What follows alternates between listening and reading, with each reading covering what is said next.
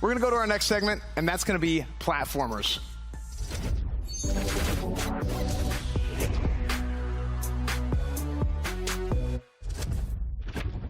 Our first game is from Cray Spirit. It's a Metroidvania game with bullet hell mechanics. There's some buzzwords for you guys.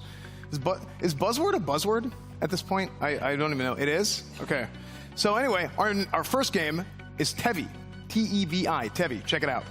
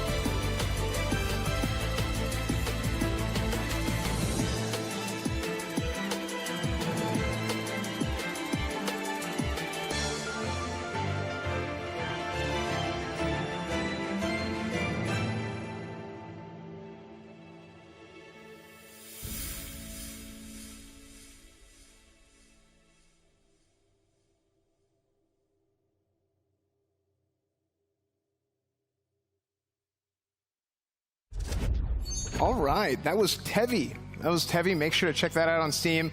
Add that to your wish list as well. Add TEVI on your Steam wish list. Our next game. Now that we've seen the platformer games, Mizkif, which one reminds you the most of Jump King? The answer is all of them, Asman. They all remind me of Jump King. Really?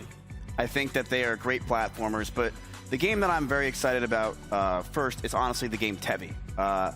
This, to me, is exactly what the Game Expo is all about. Yeah. TEVI, it obviously looks like a little bit of Maple Story mixed with Jump King. I think we all can agree with that, with a little bit of Anime Girls. But it wasn't a little bit. I actually paid attention to every single character. I don't think a single one of the characters didn't either have cat ears or bunny ears. Yeah, and that's exactly what we need at the Game Expo. This is a perfect game. It fits in perfectly with audiences like Tectones. And what I love about it is the juggling and dash mechanics that go with it. It looks very swift, which is really hard to do for some of these games. It just looks fantastic. Emmy, what do you think? This game has a lot of things that I like. I like when games have the damage numbers on the screen. I think that's really big. There's colorful projectiles going everywhere. There's so much going on the screen. It looks really fun. Visual novel elements. The art looks really nice. I think it's a really cool looking game. What do you think, Emily? I agree. I really like how you can do the attack combos, like really satisfying as well. And when I watched the trailer, I was like, oh, this looks nice. And then they added the anime girls, and I was like, wow, beautiful. Yeah, it just got better and better. Exactly. So it was a nice surprise. Super cute. Yes. One other thing that's really good about this game that it's very hard to get as an indie developer is the music. I think the music in this game, to me, you could see this out of straight up a AAA studio. It's beautiful music. I saw the chat was loving it before as well. And honestly, for this side scroll, I think it'd be a fantastic platform. Yeah, I mean, I think this is the first time that I've ever seen a Metroidvania-type platformer game that, most of these really are catered towards about 30-year-old men that are into, the old games that they have whenever they're growing up. And so it's interesting to see a completely new perspective on it. However, I'd like to talk also about the second game here, Body Byteland Overclocked. I kind of like the idea of it. Originally,